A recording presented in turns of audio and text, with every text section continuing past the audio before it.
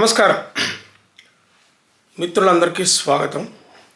పులి కన్ను wide I ఛానల్లోకి మీ అందరికీ స్వాగతం. రాజకీయాల్లో ఏం జరిగినా ఆశ్చర్యపోవాల్సిన అవసరం లేదని పెద్దలు అంటుంటారు. కానీ ఒక రకంగా ఇవాళ ఆశ్చర్యపోయేటటువంటి కొంత సమాచారం వస్తూ ఉన్నది. బీఆర్ఎస్ భారత రాష్ట్ర సమితి కల్వకుంట్ల చంద్రశేఖరరావు గారు అధ్యక్షులుగా ఉన్నటువంటి భారత రాష్ట్ర సమితి తన పాత పేరైనటువంటి టీఆర్ఎస్గా తిరిగి మారబోతూ ఉందని చెప్పి వార్త వచ్చింది. ఒక జాతీయ స్థాయి వార్తాపత్రికలో వచ్చింది అది. ఇది కొంతమంది అయినా దీన్ని ఊహిస్తూనే ఉన్నారు. దీనికి కారణం ఏంటంటే ఇటీవలి కాలంలోనే దాదాపు 1 సంవత్సరం క్రితం టీఆర్ఎస్ బీఆర్ఎస్గా మారింది. అప్పుడు కల్వకుంట్ల చంద్రశేఖరరావు గారు ముఖ్యమంత్రిగా ఉన్నారు. అంతేకాకుండా జాతీయ స్థాయి రాజకీయాల్లో తన మార్కుని తన ముద్రని వేయాలని అనుకున్నారు. కొన్ని ఊహాగానాలు ఏం జరిగినాయంటే బహుశా ఎన్నికల తరువాత జనరల్ ఎన్నికల తర్వాత కేసీఆర్ గారు జాతీయ రాజకీయాల్లోకి వెళితే కేటీఆర్ గారు ఆయన కుమారుడు ముఖ్యమంత్రి కావచ్చు అని చెప్పి ఊహాగానాలు కొన్ని వచ్చాయి. అయితే కేటీఆర్ ముఖ్యమంత్రిత్వం గురించిన చర్చ ఇంతకుముందు చాలా కాలం క్రితం నుంచి కూడా వస్తూనే ఉన్నది. కేసీఆర్ గారి జాతీయ రాజకీయాల గురించి తలపెట్టకపోయినప్పటి నుంచి కూడా కేటీఆర్ ముఖ్యమంత్రిత్వం కావాలని చెప్పి కేటీఆర్కి బాగా అనుయాయులుగా చనువుగా ఉండేవాళ్ళు మాట్లాడుతూ వచ్చారు. ఒక సభలో కేసీఆర్ ఏమన్నారంటే కేటీఆర్ ముఖ్యమంత్రిత్వాన్ని గురించి ఎవరైనా మాట్లాడితే కర్రు కాల్చి వాత పెడతా అన్నారు. ఆ తర్వాత ఈ ఔత్సాహికులు ఈ మాట ఎత్తడం మానేశారు. సరే, ఈ విషయాన్ని అలా ఉంచితే జాతీయ రాజకీయాల్లోకి ఆయన పోవడానికి కారణం ఏంటంటే ఆయన చెప్పిన దాని ప్రకారం అప్పుడు వస్తున్నటువంటి వార్తల ప్రకారం బీజేపీకి 3వ ప్రత్యామ్నాయం కావాలి. 2వ ప్రత్యామ్నాయంగా ఉన్నదంటే యూపీఏ గవర్నమెంటు, తర్వాత కాంగ్రెస్తో ఉన్నటువంటి అలయన్స్.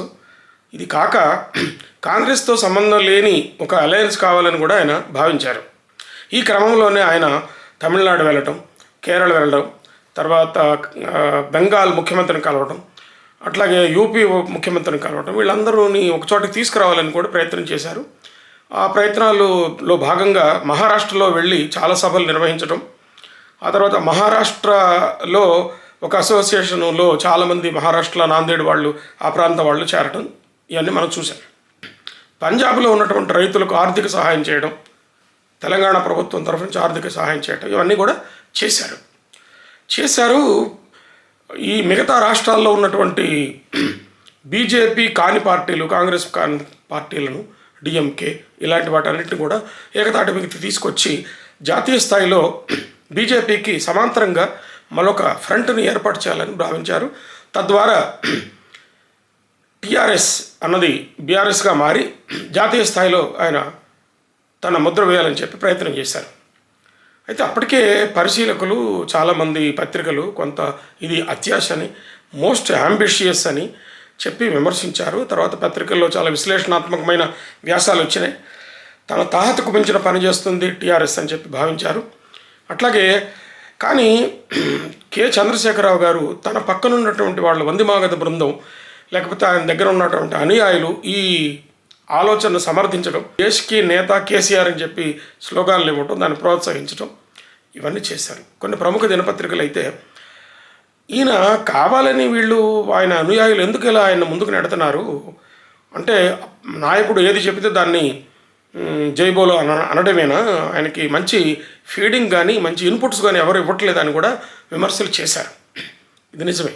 దేశ్కి నేత కేసీఆర్ అన్నప్పుడు ఇది అత్యాశతో కూడుకున్నదని చెప్పి పరిశీలకులు భావించారు, చాలామంది భావించారు. అయితే నేను కేసీఆర్కి చాలా దగ్గరగా ఉండేవాడు, ఆయన పక్కన కూర్చోగలిగేటటువంటి ఒక నాయకుడితోటి, ఒక ఎమ్మెల్యే గారితో నాకున్న పరిచయం రీత్యా ఆయనకు ఫోన్ చేశాను. ఆయన ఫోన్ చేసి ఆయన ఎమ్మెల్యేగా చేశారు, ఎమ్మెల్సీగా కూడా చేశారు. ఆయన ఫోన్ చేసి ఏమండి టీఆర్ఎస్ అన్నది తెలంగాణ రాష్ట్ర సమితి అంటేనే తెలంగాణ అస్తిత్వంతో, తెలంగాణ ఐడెంటిటీతోటి ముడిపడి ఉన్నటువంటి పేరు ఇది. ఇదే అస్తిత్వంతో, ఇదే ఐడెంటిటీతోటి ఈ పార్టీ ఏర్పడింది. తెలంగాణ రాష్ట్రాన్ని విమోచనం చేసి ఆంధ్ర పాలకుల నుంచి విముక్తం చేసి మేము రాష్ట్రాన్ని ఏర్పాటు చేయాలని చెప్పి దాదాపు 14 సంవత్సరాల ఉద్యమం ఆయన చేశాడు. 2001లో మొదలైతే పార్టీ ఏర్పడితే 2012 దాకా ఇది సాగింది. 2014లో రాష్ట్రాన్ని సాధించారు. ఈ రకంగా ఆయనకి ఎంతో గుర్తింపు ఉన్నది. తెలంగాణ జాతిపిత, తెలంగాణ జాతి అనేది లేదు కానీ జాతిపిత కాకపోయినా దేశానికి గాంధీ గారు ఎట్లాగో తెలంగాణకి కేసీఆర్ ఎట్లాగో అని అన్నారు. ఆయన అస్తిత్వం, ఆయన రాజకీయ అస్తిత్వం, ఆయన రాజకీయ చరిత్ర అంతా కూడా తెలంగాణతో ముడిపడి ఉన్నది.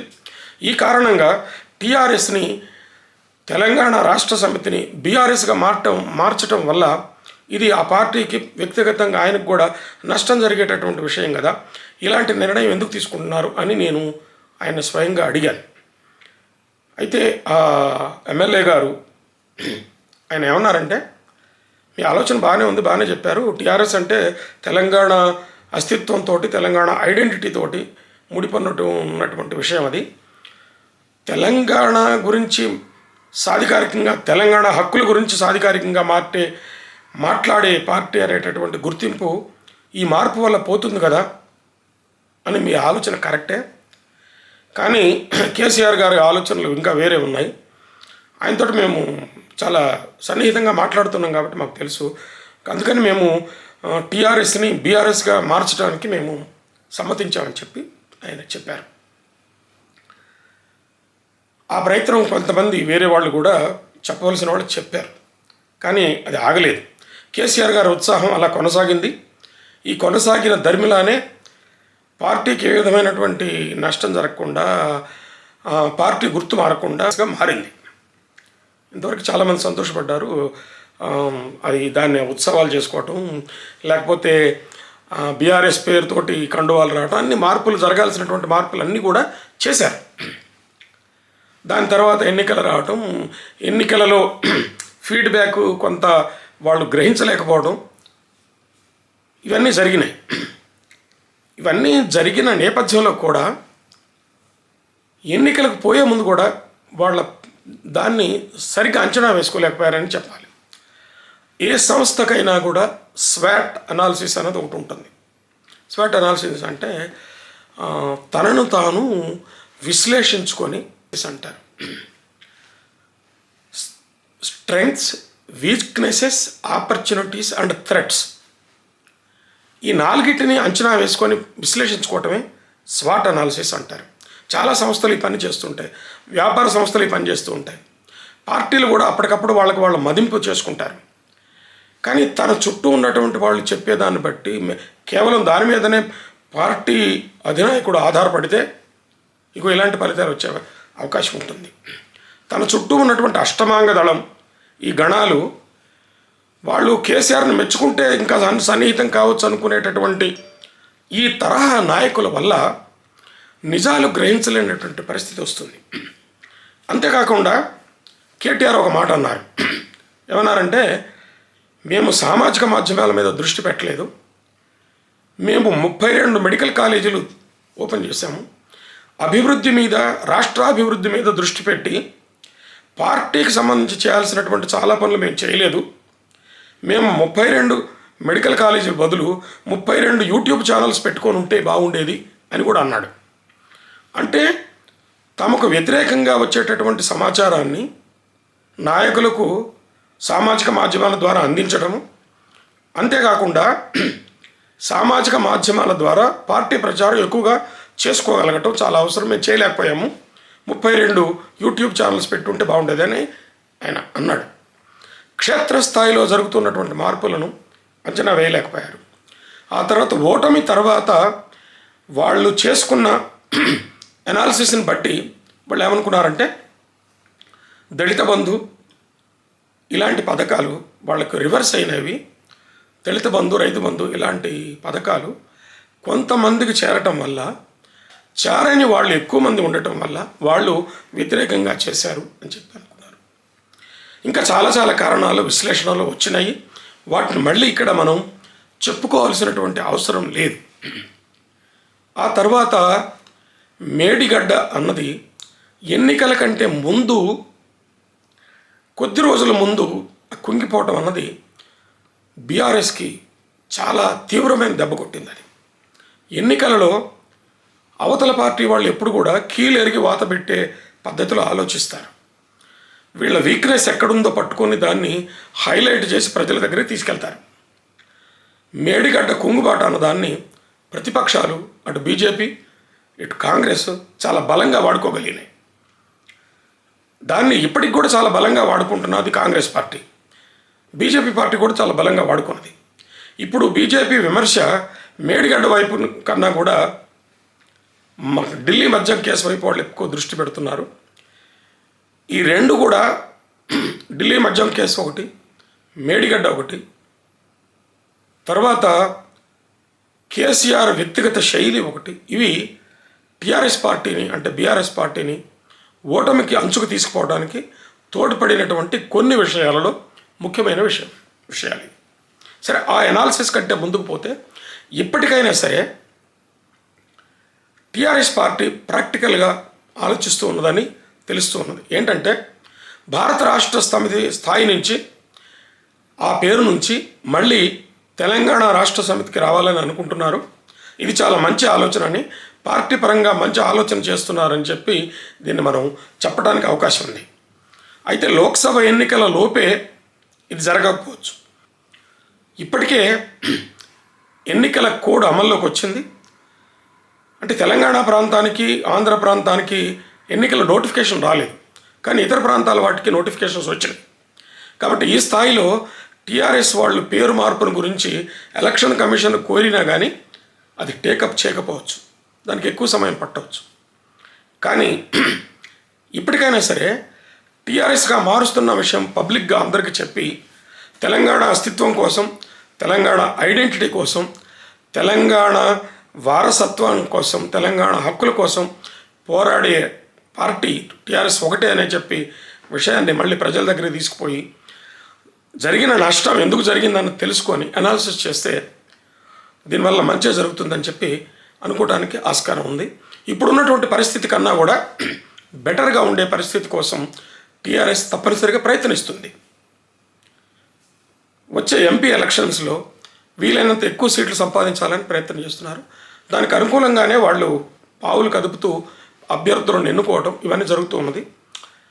ఈ లోపలనే బీజేపీ కూడా చాలా స్ట్రాటజిక్గా ఎన్నికల ముందు ఢిల్లీ మద్యం కేసులో దాని తీవ్రమైన చర్యలు ముందుకు తీసుకోవటం, కేసీఆర్ గారి కుమార్తెను అరెస్ట్ చేయటం, ఈ డెవలప్మెంట్ జరిగింది. దీనికి వ్యతిరేకంగా ఒకవేళ కొద్ది రోజులు అయిన తర్వాత ఆమెకు బెయిల్ వచ్చి బయటకు వచ్చినా రావచ్చు. కానీ దీని ద్వారా జరుగుతున్నటువంటి పార్టీకి రాజకీయంగా జరుగుతున్నటువంటి నష్టాన్ని టీఆర్ఎస్ ఇప్పుడిప్పుడే పూడ్చుకోవటం అసాధ్యం కాకపోయినా దీర్ఘకాలికంగా పట్టేటటువంటి అవకాశం ఉంది. ఎన్నికల లోపు ఈ నష్టాన్ని పూడ్చుకునేటటువంటి అవకాశం కూడా మనకు కనిపించడం లేదు. కాబట్టి బీఆర్ఎస్ అన్నది మళ్ళీ టీఆర్ఎస్గా మారిపోవటం అన్నది పార్టీకి సంబంధించి ఒక మంచి ఆలోచన అని చెప్పుకోవచ్చు. అట్లాగే టీఆర్ఎస్ ఇప్పటికైనా సరే ఈ స్వాట్ అనాలిసిస్ అన్నది స్ట్రెంగ్త్, వీక్నెసెస్, ఆపర్చునిటీస్, థ్రెట్స్ వీటిని సక్రమంగా మళ్ళీ అంచనా వేసుకొని కేవలం తన చుట్టూ చేరి ముఖస్తుతి చేసే వాళ్ళ మాటలు మాత్రమే కాకుండా బయట నుంచి వచ్చేటటువంటి థర్డ్ పార్టీ అనాలిసిస్ వాళ్ళు ఏం చెప్తున్నారు అన్నది ఇప్పటికైనా ధ్యాస పెడితే టీఆర్ఎస్ ఇప్పుడున్నటువంటి పరిస్థితి కంట మెరుగుపడే అవకాశాలు కనిపిస్తూ ఉన్నాయి. మిత్రులారా, ఇలాంటి సామాజిక చర్చల కోసం, రాజకీయ చర్చల కోసం పులి కన్ను ది వైడ్ ఐ ఛానల్కి సబ్స్క్రైబ్ చేయండి. ఈ వీడియో మీకు నచ్చితే లైక్ చేయండి, ఇతరుల మిత్రులకు షేర్ చేయండి. సబ్స్క్రైబ్ చేయటం అన్నది పూర్తిగా ఉచితం, ఒక్క పైసా ఖర్చు పెట్టాల్సిన పని లేదు. అంతేకాదు, సబ్స్క్రైబ్ చేసిన తర్వాత దాని పక్కన ఉన్నటువంటి బెల్ ఐకాన్ని మీరు నొక్కినట్లయితే నేను ఏ వీడియోని, ఏ చర్చని అప్లోడ్ చేసినా కూడా మీకు వెంటనే నోటిఫికేషన్ వస్తుంది, కాబట్టి చూడవచ్చు. సో మిత్రులందరికీ నమస్కారం.